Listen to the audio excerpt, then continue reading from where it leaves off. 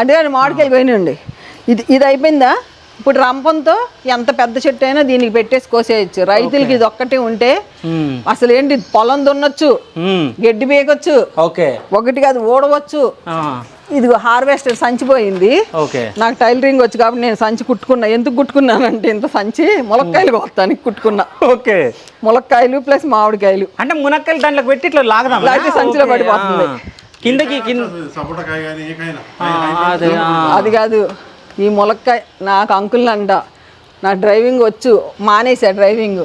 ఈ ములక్కాయలు ఈ జర్నీ కోసుకుని మా బజార్లో అందరూ నన్ను తిడతారు. మల్లెపూలు కోస్తే నీకే పూసి అని పట్టుకుని అందరి ఇళ్ళకి వెళ్తావు, అసలే కాలు నొప్పి, నువ్వు రావద్దు అంటారు.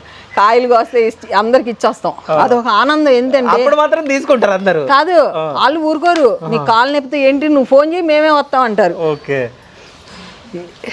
కానీ నిజం చెప్పాలంటే అందరూ మాది పట్టణంలో అందరికి దీనిపైన కన్ను ఉంటది. అయ్యో ఎంత బాగా రౌండ్ గా చాలా కాదు.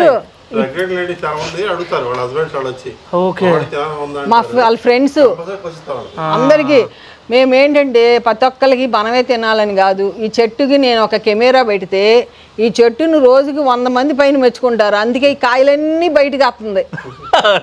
కాసి జనాలు, నేను చెప్పా ఎప్పుడైనా ఈ చెట్టు ఏంటంటే దీన్ని చాలా అందంగా ఉంది, మనం చూడు, నువ్వు పిల్లల్ని మెచ్చుకుంటే ఎంత బాగా చదువుతారు.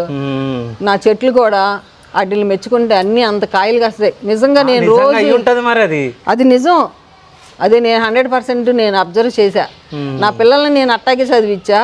మొక్కలు కూడా, అమ్మ మీరు ఎంత అందంగా కాస్తున్నారమ్మా, ఎంత బాగున్నారమ్మా. నిజంగా పైకి వెళ్ళి అసలు అన్ని ఇప్పుడు నువ్వే చూసావా, నువ్వు నడుస్తుంటే నేను ఎన్ని మర్చిపోయాను.